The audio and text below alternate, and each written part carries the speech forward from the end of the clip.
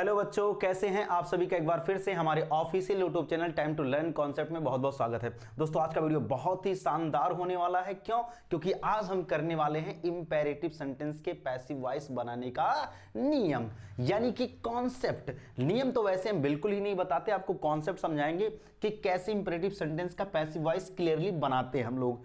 जी हाँ प्यारे बच्चों, अगर कोई बच्चा हमारा इस चैनल पर नया है तो इस चैनल को जरूर से जरूर सब्सक्राइब करिए और अपने दोस्तों के साथ शेयर भी करिए। तो चलिए बिना किसी लेट लपेट के हम शुरू करते हैं प्यारे बच्चों।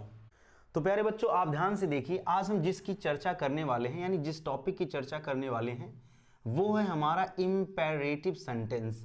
इंपेरेटिव सेंटेंस, जी हाँ। अब ध्यान से देखिए, पहले तो आपको पता होना चाहिए कि ये इंपेरेटिव सेंटेंस होता क्या है, ठीक है ना। अगर आप इसके हिंदी अर्थ की बात करें तो आप प्यारे बच्चों इसे कहते हैं आज्ञा सूचक वाक्य। क्या कहते हैं प्यारे बच्चों? बोलते रहिए, एकदम बोलते रहिए, आज्ञा सूचक वाक्य। Very good. अब इस वाक्य में होगा क्या? इस वाक्य में होगा क्या? जाहिर सी बात है भाई, नाम से ही स्पष्ट हो रहा है कि इसमें आज्ञा दी जाती होंगी। Very good. यानी इंपेरेटिव सेंटेंस उसे कहते हैं प्यारे बच्चों जिसमें हम ऑर्डर का सेंस दे रहे हो, ऑर्डर का कोई भाव हो। ऐसा कोई वाक्य हो जिसमें ऑर्डर का सेंस आ जाए प्यारे बच्चों, रिक्वेस्ट का सेंस आ जाए, ठीक है ना। पहले आप समझ लीजिए वाक्य होते क्या हैं, इसके बाद मान लीजिए एडवाइस का भी सेंस आ गया प्यारे बच्चों, ठीक है ना। कमांड का सेंस आ गया प्यारे बच्चों, ठीक। सजेस्ट का सेंस आ गया मान लीजिए, ठीक है ना। इस तरीके से अगर वाक्य में हमारे order, request, advice, command, suggest, इन सब का सेंस आता हो तो उस वाक्य को हम कहेंगे इंपेरेटिव सेंटेंस। वेरी गुड, समझ आ गया ना क्लियरली। चलो आगे चलते हैं। अब ध्यान दीजिए, सबसे जरूरी बात होती है प्यारे बच्चे कि इसका स्ट्रक्चर कैसा होता है इंग्लिश में। तो देखिए इसका स्ट्रक्चर कैसे बनता है। आप देखेंगे कि इसकी शुरुआत बेस फॉर्म ऑफ वर्ब से होती है। हालांकि हम यहाँ फर्स्ट फॉर्म ऑफ वर्ब लिख रहे हैं, लेकिन दोनों में फर्क होता है, ठीक है ना। दोनों में क्या होता है प्यारे बच्चे? फर्क होता है। बेस फॉर्म ऑफ वर्ब, ठीक। वेरी गुड, ठीक है ना। वाक्य की शुरुआत आप हमेशा इसी से पाते हैं और इसके बाद जो भी लिखना है लिखिए, लास्ट में फुल स्टॉप लगा दीजिए। कभी कभी आप इसका फॉर्मेट ऐसे करके लिखा पाते हैं, डू नॉट करके, यानी डोंट करके आप लिखा पाते हैं, फिर बेस फॉर्म ऑफ वर्ब आपको लिखा मिलता है, फिर बाकी चीजें जो लिखनी है लिखिए। और कभी कभी आपको प्यारे बच्चों प्लीज या काइंडली शब्द भी लिखा मिलता है शुरू में, ठीक है ना। तो आपको इन सब चीजों से घबराना नहीं है, ठीक है ना। बेस फॉर्म ऑफ वर्ब और फिर लास्ट में फुल स्टॉप। तो ये बेसिकली आपको तीन तरह का स्ट्रक्चर देखने को मिलता है इंपेरेटिव सेंटेंस में। तो आइए प्यारे बच्चों, इन्हीं सबके हम पैसिव वॉइस की चर्चा आज बिल्कुल पूरे डिटेल में कर लेते हैं। प्यारे बच्चों आप देखिए यहाँ पर, जैसे मान लीजिए मैंने एक वाक्य लिखा। देखो, पैसिव वॉइस बनाने से पहले आपको इसकी एक नस नस को समझना बहुत जरूरी होता है। जैसे मान लीजिए मैंने एक वाक्य लिखा प्यारे बच्चों, मैंने कहा डू योर वर्क। मैंने क्या कहा? डू योर वर्क, अपना काम करो। इसका हिंदी अर्थ क्या होगा? अपना काम करो। अब ध्यान से देखिए, जैसे मान लो मैं ही हूं, आप मेरे सामने हैं, मैंने कहा डू योर वर्क, अपना काम करो भाई, अपना काम करो, जाओ अपना काम करो, ठीक है ना।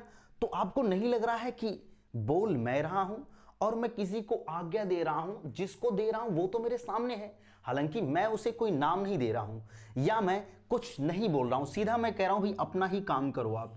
लेकिन कहीं ना कहीं प्यारे बच्चों इसके पीछे दो लोग छिपे हैं, ध्यान से समझिएगा। पहला तो वो जो आज्ञा दे रहा है, यानी कि इस वाक्य को बोलने वाला।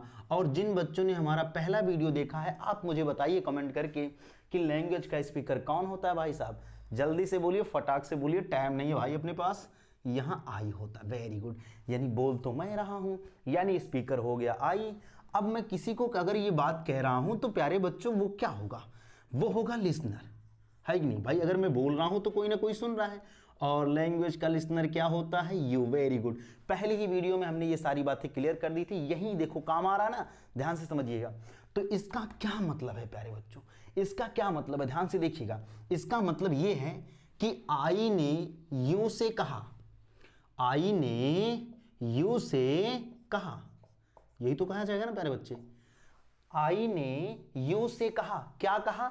वो बात यहां लिखी गई है, डू योर वर्क, अपना काम कीजिए, यही तो ना। यहां तक क्लियरली समझ आया।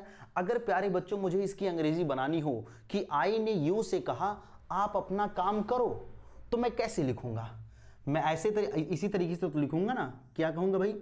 आई ऑर्डर यू, क्योंकि आई ऑर्डर दे रहा है यू को, आई order you, I order you, I you को ऑर्डर देता है, क्या ऑर्डर देता है, दैट माने कि यू, तुम, डू योर वर्क, अपना काम करो भैया। देख रहे हो, इस वाक्य को बहुत ही क्लियरली समझिएगा प्यारे बच्चे, बहुत ही गहराई से मैं बता रहा हूं। आज तक कोई आपको ऐसा नहीं बताया होगा, मैं कंफर्म बता रहा हूं, ठीक है ना। कहीं जगह आपने पढ़ा होगा पैसिव वॉइस, लेकिन आपको कभी इस तरह से नहीं मिला होगा, एकदम कंफर्म है। देखो, आई order you that you do your work, ठीक, मैं आपको आदेश देता हूं कि आप अपना काम करो, यही तो होगा ना।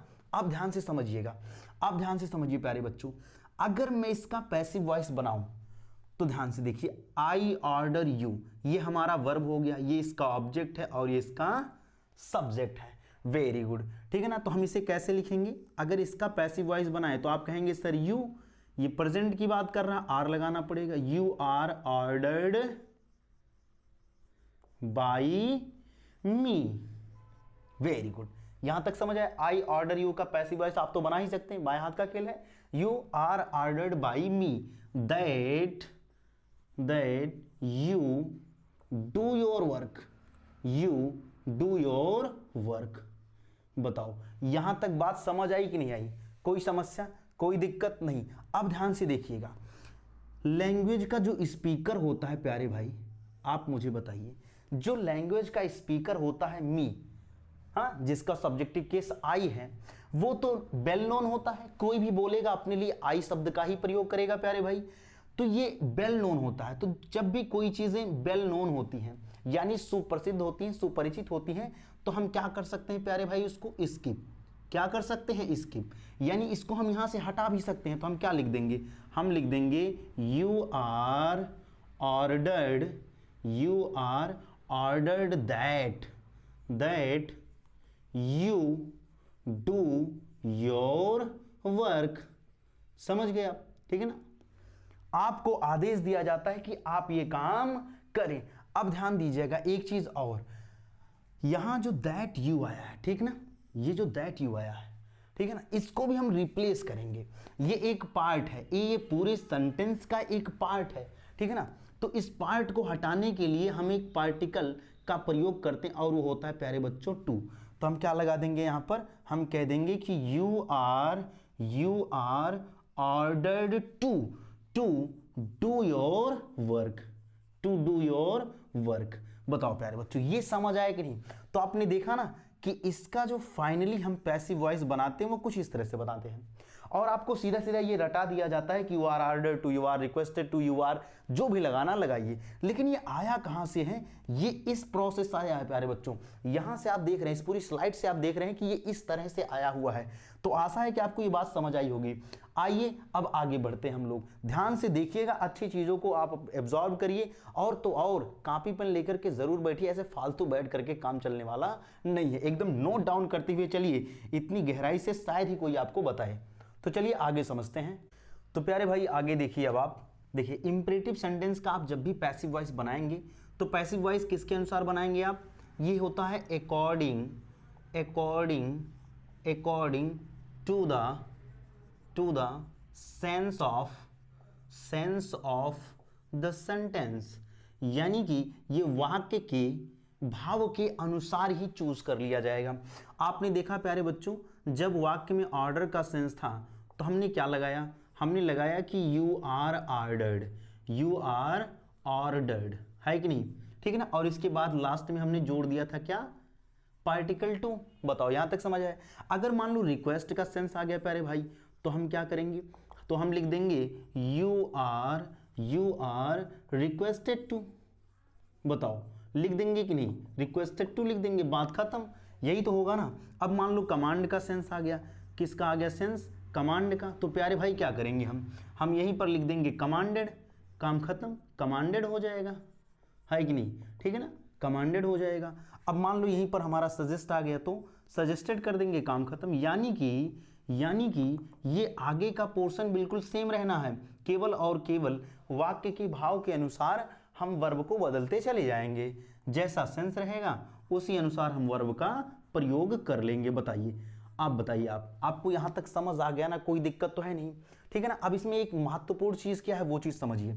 इसमें सबसे महत्वपूर्ण पॉइंट ये है प्यारे बच्चों, अगर मान लीजिए आपका डू नॉट से यानी डोंट से वाक्य की शुरुआत हुई, तो किससे? Don't say. एकदम नोट पॉइंट करके लिख लेना है इसको। अगर डोंट से शुरुआत हुआ प्यारे भाई, तो हम क्या करेंगे? हम करेंगे नॉट टू पार्टिकल का प्रयोग, ठीक है ना? नॉट टू यूज करना होगा हमें, बस यही ध्यान रखना है, ठीक है? अगर यहां पर जैसे टू आप लगा रहे हैं, अगर डोंट आ गया तो आप क्या कर देंगे? आप कहेंगे सर यहां पर हमें लगाना पड़ जाएगा नॉट टू, बस क्या लगाना पड़ जाएगा? Not to. क्या लगाना पड़ जाएगा? Not to. क्या लगाना पड़ जाएगा भैया? Not to. बताओ यहां तक की कहानी समझ आ गई कि नहीं आ गई?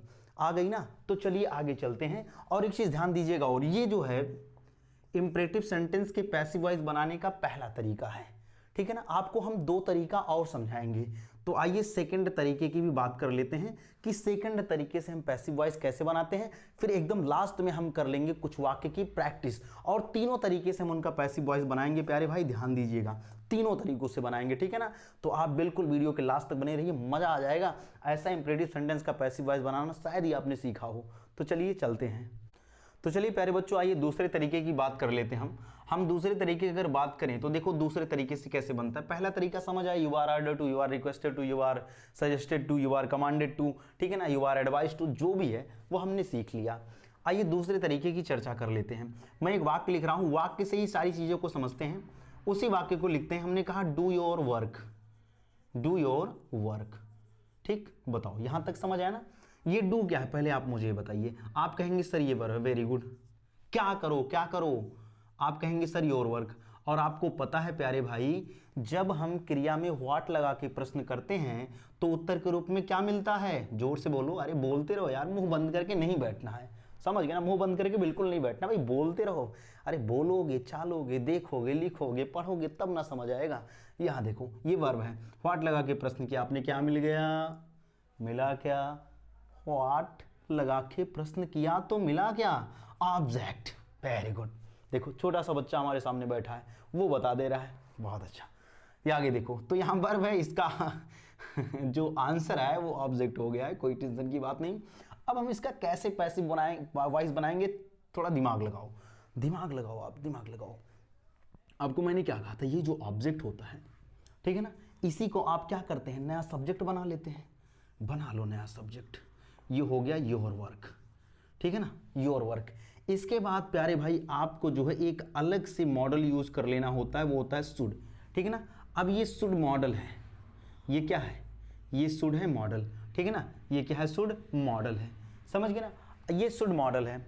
अगर ये मॉडल है तो इसके तुरंत बाद क्या चाहिए, base form of verb. Very good. और हमेशा आपको मैंने बताया कि नए वर्ब के रूप में, बेस फॉर्म ऑफ वर्ब के रूप में कौन आएगा, शक्तिमान। सबकी रक्षा करने कौन आएगा, Shaktimaan.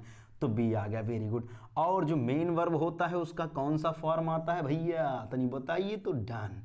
Third form of verb, काम खत्म, your work should be done. तो ये दूसरा तरीका है प्यारे भाई, जहां पर हम शुड प्लस बी का प्रयोग करके हम पैसिव वॉइस बना रहे होते हैं, ठीक है ना। आइए एक वाक्य का और हम पैसिव वॉइस इसी तरीके से देख लेते हैं।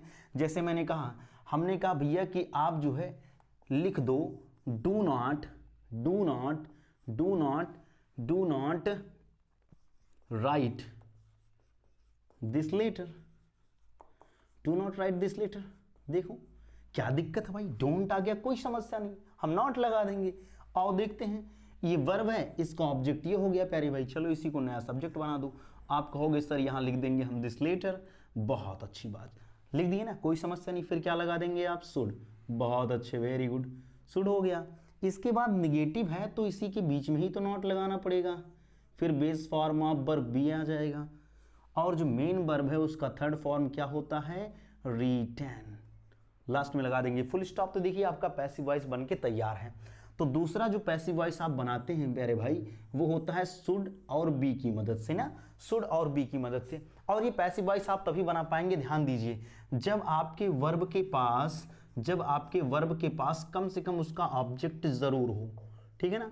अगर आपके वर्ब के पास उसका ऑब्जेक्ट नहीं होगा, अगर आपके वर्ब के पास उसका ऑब्जेक्ट नहीं होगा तो उसका पैसिव वॉइस आप नहीं बना पाएंगे, ठीक है ना, इस तरीके से नहीं बना पाएंगे। बाकी जो पहला तरीका मैंने बताया उसमें चाहे इस वर्ब का ऑब्जेक्ट हो, चाहे इस वर्ब का ऑब्जेक्ट ना हो, कुछ भी हो, कॉम्प्लीमेंट हो या कुछ और आ जाए, कोई दिक्कत की बात नहीं। पहले वाले तरीके से आप उसका पैसिव वॉइस बना सकते हैं, लेकिन इस तरीके से बनाने के लिए आपको कम से कम इस वर्ब का ऑब्जेक्ट चाहिए ही चाहिए। तो बताओ, क्लियर हो गया?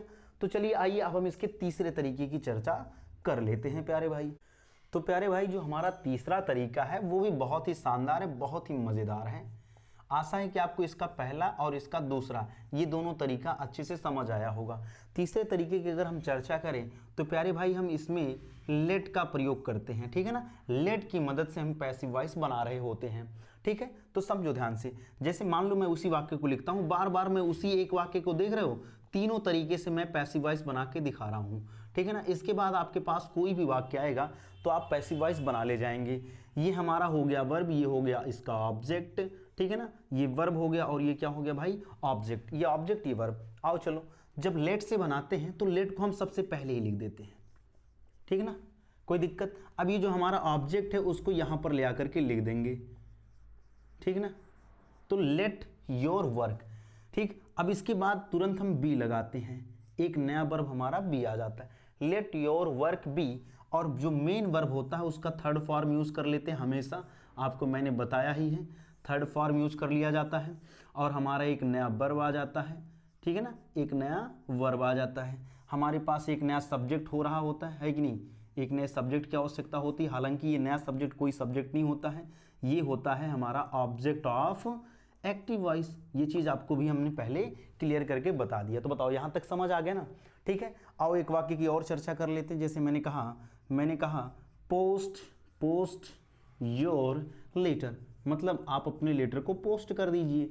इसका भी पैसिव वॉइस बनाइए, तो आप क्या कहेंगे, लेट की मदद से बनाओ भाई, बनाओ, लेट लगा दोगे, वेरी गुड। योर लेटर की चर्चा है तो आप यहाँ क्या लिख देंगे, योर लेटर, वेरी गुड। फिर क्या लगा देंगे, बी लगा देंगे। यहाँ जो हमारा मेन वर्ब है उसका थर्ड फॉर्म यूज कर लिया जाएगा, पोस्टेड, ठीक। तो आशा है कि आपको ये बात समझ आ गई ना। तो चलिए आइए हम कुछ वाक्यों का लगातार प्रैक्टिस कर लेते हैं और बेहतरीन प्रैक्टिस करेंगे, और हम एक नहीं, दो नहीं, बल्कि कितने, तीन पैसिव वॉइस हर वाक्य का बना रहे होंगे। तो चलिए प्यारे बच्चों चलते हैं। प्यारे भाई, ये रहे आपके कुछ वाक्य और इनका हम पैसिव वॉइस फटाक से बनाते हैं।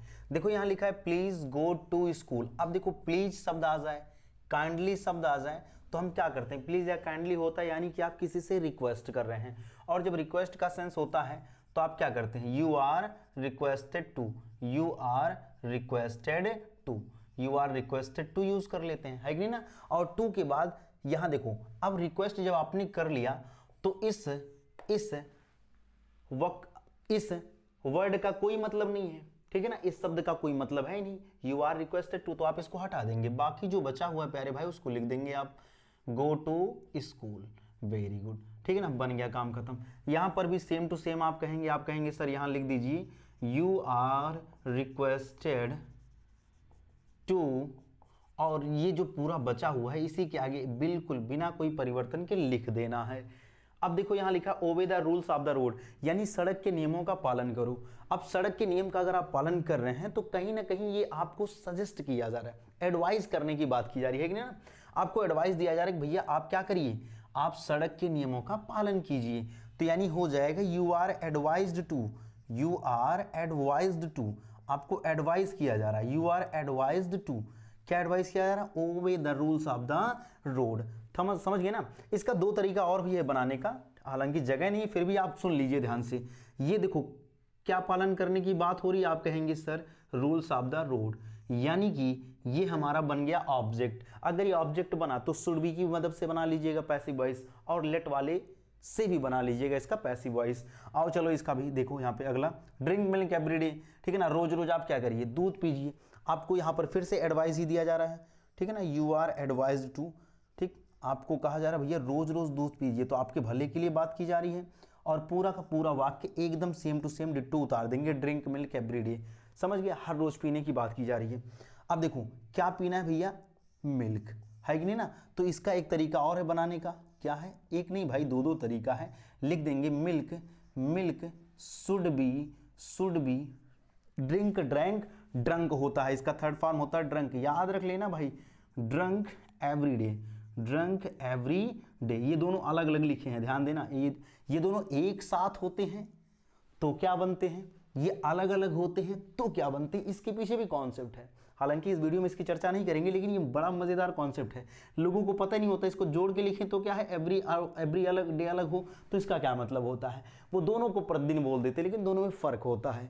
तो चलो एक तरीका और है प्यारे भाई, लेट लगा देंगे आप। लेट करके यहाँ क्या लिख देंगे, मिल्क। लेट मिल्क, इसके बाद बी यूज कर लेंगे तो हो जाएगा let milk be. Let milk be, यहां तक हो गया ना। फिर आप क्या करते हैं, मेन वर्ब जो होता है उसका थर्ड फॉर्म यूज कर लेते हैं, ड्रंक एवरी डे। बताओ यहां तक समझ आया ना, आगे बढ़ जाओ। टेल हिम टू वेट, भाई उससे रुकने के लिए बोलो, उससे रुकने के लिए बोलो। अगर उसे रुकने के लिए बोलने की बात की जा रही है, देखो एक तरीका आप यू आर ऑर्डर टू कह सकते हैं, ठीक है ना। आप उसे आदेश दे रहे हो कि भाई रुको रुको, उसे रुकने के लिए बोलो, ठीक है ना। तो यहाँ यू आर ऑर्डर टू, ये हम बनाएंगे नहीं। अब हम वो सेकंड का दोनों ऑप्शन यूज करेंगे। एक तो हम लेट की मदद से प्यारे भाई बना लेंगे, ये टेल वर्ब है, इसका ऑब्जेक्ट हिम हो जाएगा तो यहाँ हिम आएगा। देखो कुछ बच्चे कंफ्यूज होते हैं, यहाँ मैं बिल्कुल क्लियर बता दे रहा हूँ, ये वर्ब होता है।